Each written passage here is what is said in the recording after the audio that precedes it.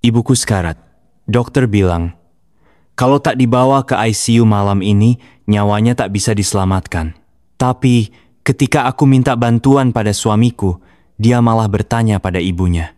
Dan tahu apa jawabannya? 10 juta? Suruh saja ibumu mati di kampung. Kita bukan ATM. Malam itu, aku hanya bisa menggenggam tangan ibuku yang dingin dengan air mata dan kemarahan membuncah di dada. Tapi aku bersumpah-sumpah yang akan mengubah segalanya. Kalian akan menyesal telah menghina orang yang salah. Inilah kisah nyata seorang perempuan yang dihina, dicampakkan, bahkan diminta memilih antara ibu kandung dan keluarga suaminya. Tapi seminggu kemudian, semua orang yang pernah menginjak harga dirinya berlutut, memohon ampun. Subscribe sekarang ke Cahaya Usia Tua. Disinilah tempat kamu akan menemukan kisah-kisah paling nyata, paling menyayat hati, dan paling membuka mata tentang hidup, keluarga, dan balas dendam yang elegan.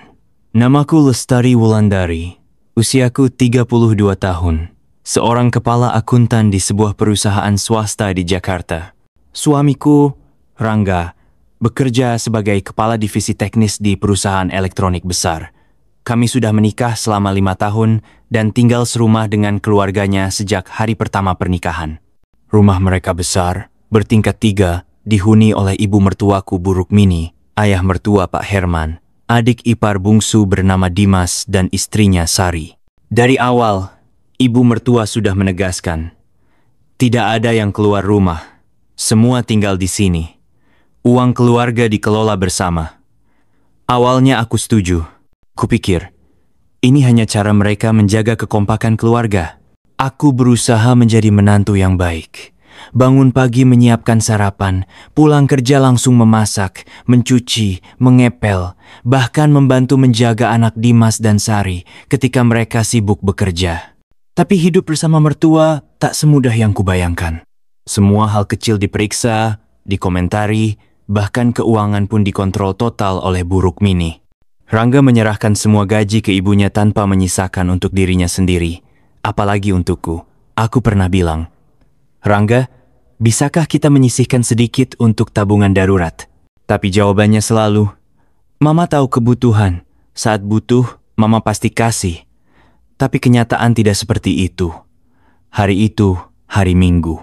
Aku sedang di dapur saat menerima telepon dari tetangga di kampung. Lestari, ibumu pingsan di pasar. Diduga stroke. Sekarang kami sedang membawanya ke rumah sakit. Jantungku serasa berhenti.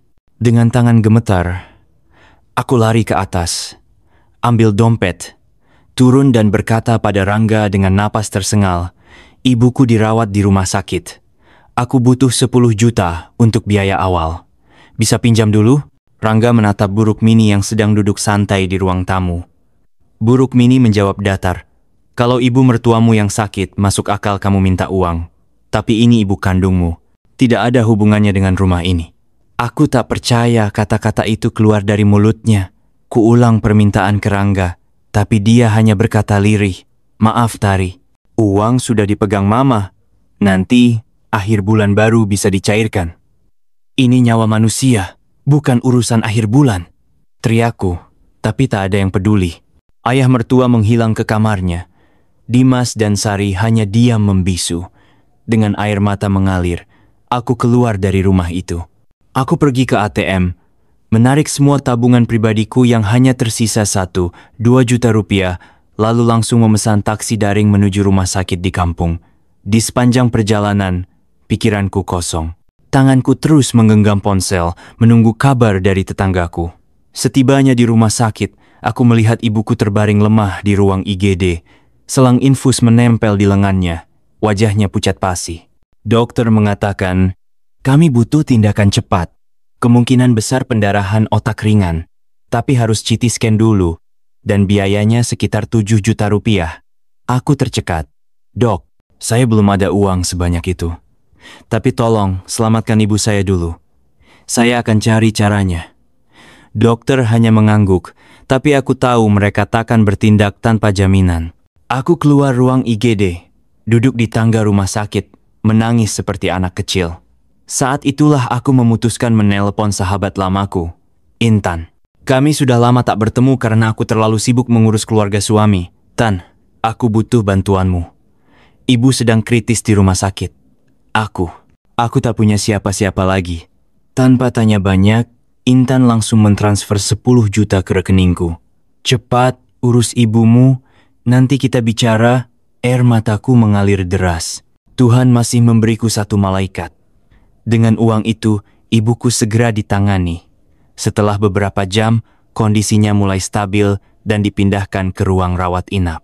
Aku duduk di samping ranjangnya semalaman, menggenggam tangannya yang lemah.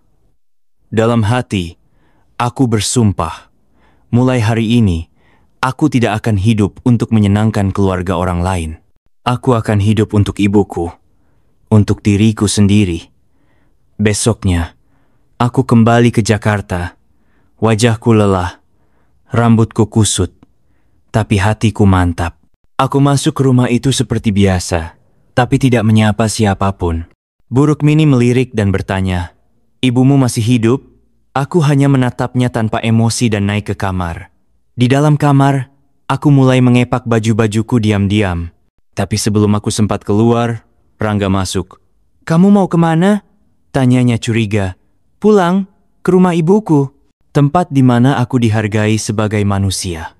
Dia mencengkeram lenganku, tapi kali ini aku menatap matanya dan berkata tegas, "Lepaskan. Kalau kamu masih punya sedikit harga diri, biarkan aku pergi." Aku menatap Rangga dengan mata merah. Hatiku sudah hancur. Ia berdiri di depan pintu kamar, mencoba melunakkan suara. "Tari, maafkan aku. Aku juga bingung harus bagaimana. Mama memang keras, tapi semua demi keluarga."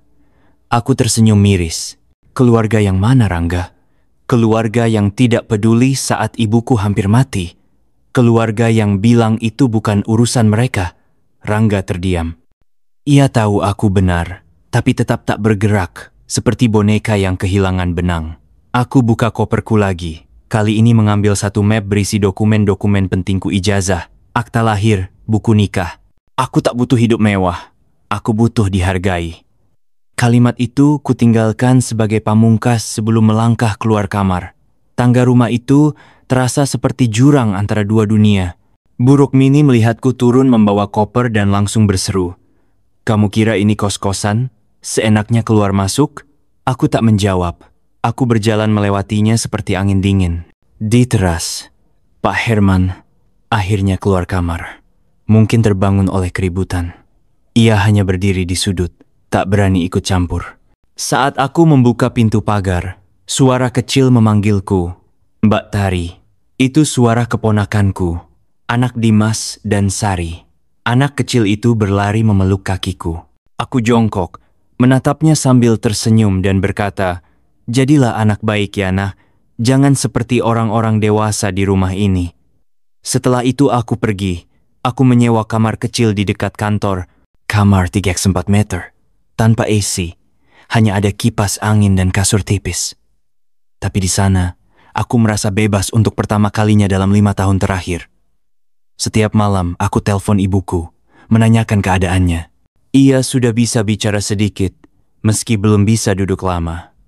Intan juga sering mampir membawakan makanan atau sekadar menemani. Ia berkata, "Kamu sudah terlalu lama mengorbankan hidupmu untuk orang yang tidak tahu berterima kasih." Aku mengangguk. Ya, aku memang bodoh. Tapi tidak lagi. Suatu malam, saat sedang membereskan berkas-berkasku, aku melihat slip gaji Rangga yang pernah kutemukan setahun lalu. Jumlahnya 2 kali lipat dari yang kukira selama ini. Tapi setiap kali aku tanya soal uang, ia selalu bilang, "Semua sudah dikelola Mama."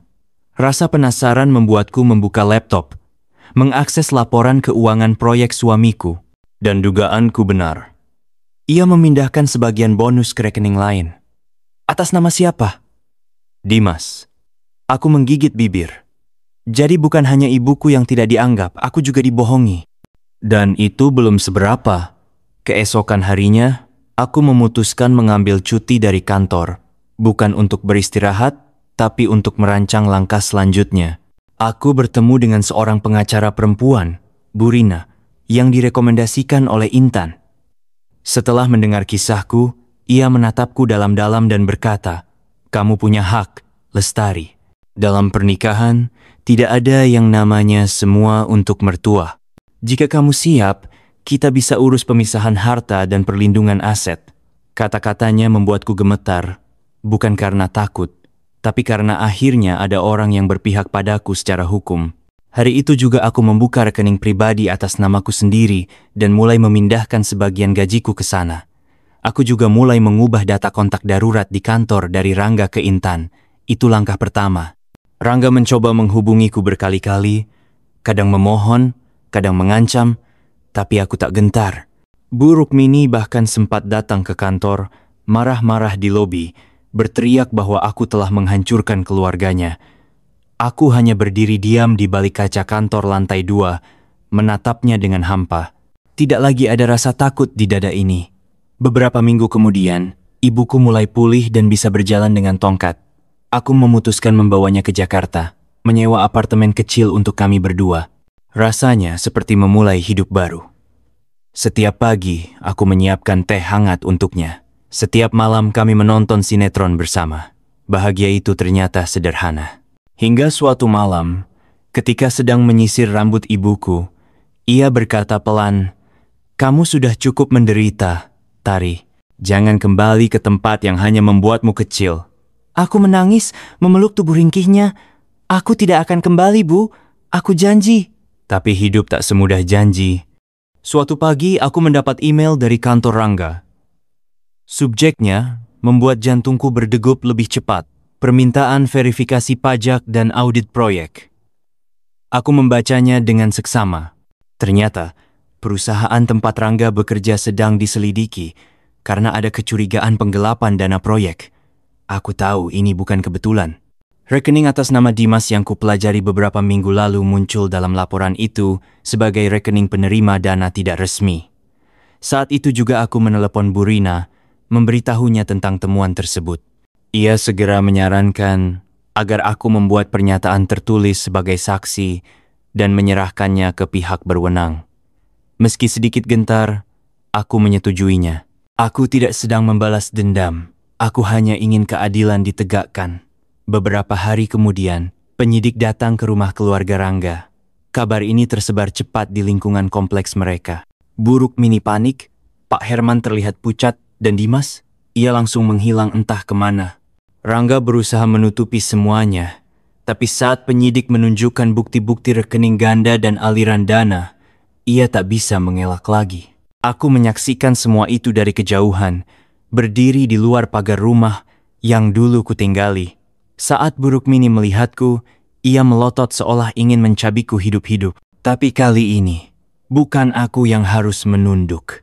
Ia yang harus mempertanggungjawabkan semua sikap angkuhnya selama ini. Beberapa minggu kemudian, Rangga diskors dari pekerjaannya. Dimas dinyatakan buron karena kabur saat penyelidikan berlangsung. Aku menerima panggilan dari Rangga. Ia menangis di telepon, memohon agar aku menarik pernyataanku. "Tolong, Tari, ini bisa menghancurkan hidupku," katanya. Tapi aku menjawab pelan, "Hidupku sudah hancur sejak kau dan keluargamu membiarkan ibuku hampir mati tanpa bantuan. Ini bukan balas dendam, Rangga. Ini kebenaran." Hari demi hari berlalu. Hidupku mungkin tidak mewah, tapi damai. Aku mulai menulis blog tentang perjuanganku. Banyak perempuan mengirim pesan padaku, mengatakan bahwa kisahku memberi mereka keberanian. Aku bahkan mendapat undangan menjadi pembicara dalam seminar tentang kekerasan dalam rumah tangga non-fisik dan keuangan. Setiap kali aku melangkah ke panggung, aku ingat malam saat aku keluar dari rumah itu dengan koper dan air mata. Dan setiap kali aku melihat ibuku tertawa saat menonton sinetron, aku tahu semua ini layak diperjuangkan. Hari itu akhirnya tiba. Aku diundang menjadi pembicara utama dalam acara nasional bertajuk Perempuan dan Kemandirian Finansial. Aula tempat acara diadakan penuh dengan ratusan perempuan dari berbagai kalangan. Saat aku naik ke panggung, aku melihat wajah-wajah yang haus akan keberanian, akan inspirasi. Aku bercerita tanpa ragu tentang bagaimana aku dulu hidup dalam bayang-bayang mertua, bagaimana aku kehilangan jati diriku sendiri, dan bagaimana semuanya berubah ketika aku berkata cukup. Di akhir pidato, aku mendapat standing ovation. Seorang wanita parubaya mendekatiku dan berkata sambil meneteskan air mata, "Terima kasih Mbak Lestari, kisahmu seperti membuka mata saya. Saya akan pulang dan berbicara jujur pada suami saya malam ini." Saat aku turun dari panggung, aku melihat Intan tersenyum bangga dari barisan depan. Aku meraih tangannya, menggenggamnya erat. Ia telah menjadi penyelamatku. Dan aku berjanji akan menjadi penyelamat bagi lebih banyak perempuan lainnya. Beberapa hari kemudian, aku menerima surat panggilan dari pengadilan. Kasus penggelapan dana yang melibatkan Dimas dan Rangga akan segera disidangkan. Bu Rina mempersiapkan semua dokumen yang kubutuhkan. Aku menjadi saksi kunci. Rangga duduk di kursi terdakwa dengan wajah penuh penyesalan. Bu Rukmini duduk di barisan belakang ruang sidang. Wajahnya tak lagi angkuh, hanya penuh kerut dan kekosongan. Saat aku naik ke mimbar dan mulai memberi kesaksian, aku tidak lagi merasa gemetar. Aku tahu, ini adalah bagian dari perjalananku menuju keadilan. Hakim mengetuk palu. Dimas divonis 5 tahun penjara. Rangga diberi masa percobaan dan denda besar karena perannya dalam aliran dana ilegal. Setelah sidang, aku berjalan keluar tanpa menoleh ke belakang.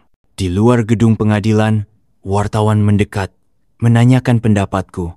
Aku hanya menjawab singkat, keadilan bukan tentang membalas, tapi tentang menegakkan yang benar. Malam itu, aku duduk bersama ibuku di balkon apartemen kecil kami. Kami menyeduh teh jahe, memandang langit malam Jakarta.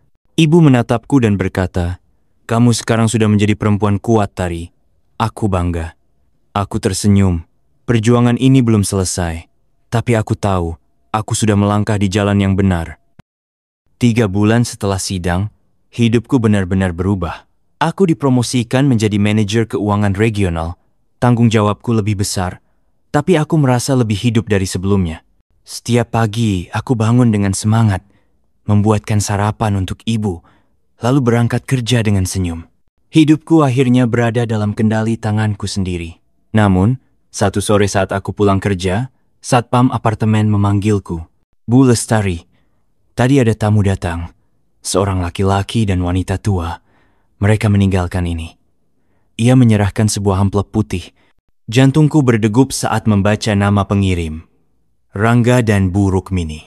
Aku membukanya perlahan. Isinya 2 lembar. Surat permintaan maaf dan daftar permohonan pertemuan keluarga. Surat itu ditulis tangan oleh Bu Rukmini, berisi pengakuan kesalahan dan permohonan agar aku bersedia membantu Rangga kembali bekerja, serta mengizinkannya menemui ibuku untuk meminta maaf secara langsung.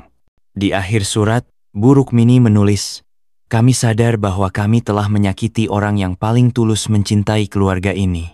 Kami hanya ingin kesempatan kedua untuk memperbaiki semuanya." Aku duduk termenung cukup lama. Emosi dalam dadaku campur aduk, marah, lega, dan mungkin ada sedikit iba. Tapi aku bukan perempuan yang sama seperti dulu.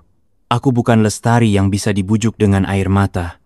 Keesokan harinya, aku memutuskan membalas surat itu. Singkat saja, saya bersedia bertemu, tapi bukan di rumah itu. Dan saya tidak akan datang sendiri. Aku mengatur pertemuan di sebuah kafe di daerah netral. Bersama Intan dan Bu Rina, aku menunggu mereka datang. Saat mereka tiba, Bu Rukmini terlihat jauh lebih tua dari sebelumnya. Wajahnya kuyu, jalannya lambat. Rangga berjalan di sampingnya, menunduk penuh beban. Ketika mereka duduk, tidak ada yang langsung bicara.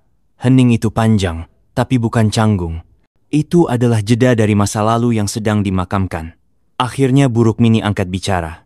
"Tari, selama ini kami terlalu buta melihat siapa yang benar-benar berjuang. Kami minta maaf." Matanya berkaca-kaca. Rangga menambahkan, "Aku sudah kehilangan pekerjaan dan keluarga. Aku tak berharap kita kembali. Aku hanya ingin kau tahu. Aku menyesal." Aku mendengarkan semuanya, tanpa memotong, tanpa memberi ekspresi. Baru setelah mereka selesai, aku bicara pelan namun tegas. "Maaf bukan berarti segalanya kembali seperti dulu, tapi saya terima niat kalian. Dan tolong ingat, yang kalian abaikan dulu, Sekarang berdiri di sini bukan untuk pengampunan, tapi untuk mengingatkan bahwa cinta tanpa hormat tidak ada artinya. Setelah itu, aku bangkit, memberi satu senyuman kecil, lalu meninggalkan mereka di meja itu. Aku tahu, hidupku baru saja menutup satu bab dan membuka lembaran yang lebih indah. Beberapa bulan kemudian, aku dan ibuku pindah ke sebuah rumah kecil di pinggiran kota. Rumah itu hasil tabunganku selama bertahun-tahun dan bonus yang kuterima dari kantor setelah proyek besar selesai. Tidak mewah, tapi cukup untuk 2 orang perempuan yang ingin hidup tenang. Setiap pagi, aku berkebun di halaman kecil, menanam sayur dan bunga. Ibu kini lebih sehat, lebih ceria. Kami sering mengundang tetangga sekitar untuk makan bersama. Hidupku mungkin tak pernah sempurna, tapi kini ia penuh makna. Suatu hari, Intan datang membawa kabar bahagia. "Tari, aku dilamar," katanya sambil menunjukkan cincin di jarinya. Aku menjerit kecil, memeluknya erat. "Akhirnya, kamu juga menemukan seseorang yang layak." Kami tertawa bersama. Beberapa minggu kemudian, aku jadi pendamping pengantin di pernikahan Intan. Saat melihatnya berjalan di pelaminan dengan pria yang menghormatinya, aku terharu. Aku sadar bahwa kita semua berhak mendapatkan cinta yang sehat, cinta yang saling mendukung. Setelah pesta, Rangga mengirim pesan. Katanya, "Selamat untuk sahabatmu. Aku senang kamu bahagia." Aku hanya membaca, tidak membalas. Beberapa hal tak perlu dijawab, cukup dikenang sebagai pelajaran. Waktu berlalu. Blog yang kutulis berkembang menjadi komunitas daring bernama Perempuan Sadar Nilai. Aku dan beberapa relawan memberikan konseling gratis bagi perempuan yang mengalami tekanan dalam rumah tangga. Setiap kali aku membaca testimoni dari mereka, aku tahu perjalanan panjang dan penuh luka yang kulalui tidak sia-sia. Dan malam ini, saat aku duduk di teras rumahku, ditemani secangkir teh dan suara jangkrik, aku menatap langit dan berkata dalam hati, "Terima kasih Allah." Karena telah menunjukkan bahwa dari luka terdalam pun, bunga paling indah bisa tumbuh. Cerita ini bukan hanya tentang Lestari. Ini tentang setiap perempuan yang pernah disuruh diam, disuruh sabar, disuruh mengalah demi keluarga. Tapi sampai kapan? Kalau kamu berada di posisi Lestari, apa yang akan kamu lakukan? Pernahkah kamu juga merasa dihina oleh keluarga pasangan? Ceritakan pengalamanmu di kolom komentar, karena mungkin ada orang lain yang sedang membutuhkan kekuatan dari kisahmu. Jangan lupa subscribe ke channel Cahaya Usia Tua agar tidak ketinggalan kisah-kisah nyata yang menggugah hati, membuka mata, dan menguatkan jiwa. Dan kalau kamu suka cerita ini, bantu share ke teman atau keluarga. Siapa tahu ini bisa menyelamatkan seseorang di luar sana. Karena dari luka bisa tumbuh kekuatan. Terima kasih sudah menonton. Sampai jumpa di cerita